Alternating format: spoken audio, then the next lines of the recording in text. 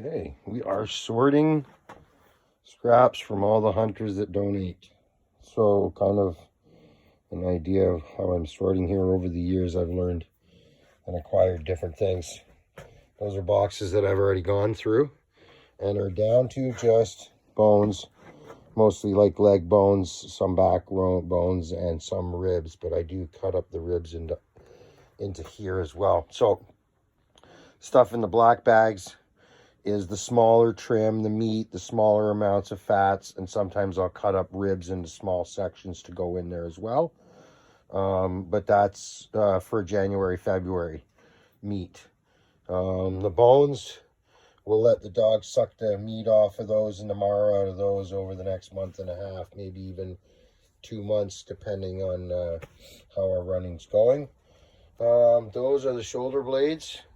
Those I hang up in the forest and let the birds and the squirrels pick clean. I tried masquerading before. It's a long process and very smelly. And I tested a few of them the last time where I just hung them up, and the birds and the squirrels actually did a really good job cleaning them right up dry. And then they will go to my cousin. Hopefully this year we'll get them shipped out. And that's sort of like the heavy fat, almost like a beef talos type of fat. Previous years I found that even though I cut it up fine, the dogs simply don't eat it. They don't like it. And then in another year, I was short on firewood. I threw a couple of chunks inside the stove.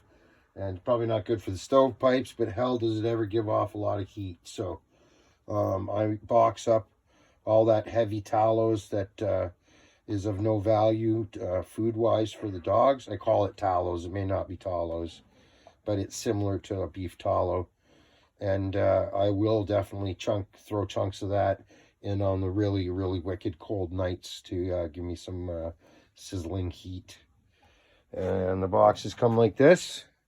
This is part of the order.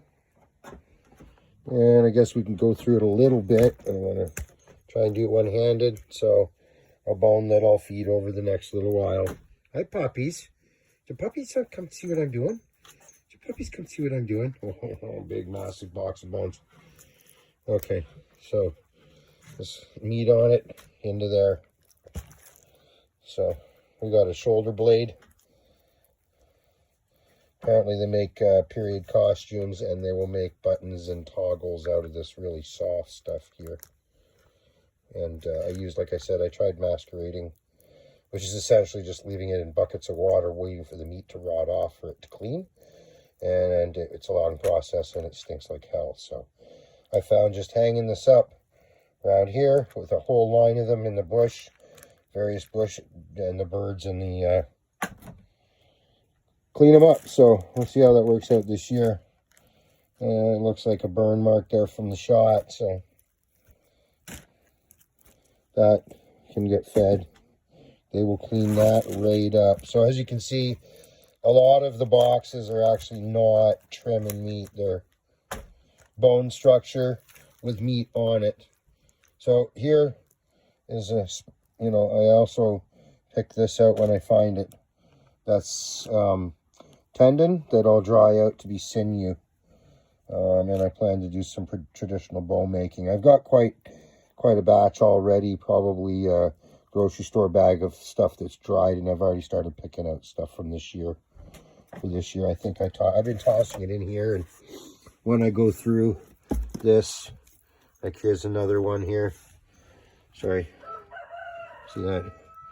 I will take the time and trim all the meat off the back so that it's dry, and then just lay it out to dry until it shrivels up. Store it away for when I do traditional bone making. But lots of good stuff. Oops. Lots. See, that's all good stuff there. Goes down in that. And here's a rib cage. And I will cut some of this off. So I will go through here, cut a bunch of that off, and then throw the rib cage in with stuff that I'll feed over the next actually this I might cut into small sections and throw it in with the January, February, late December meats that will go in a freezer. So yeah, processing meat for the dog.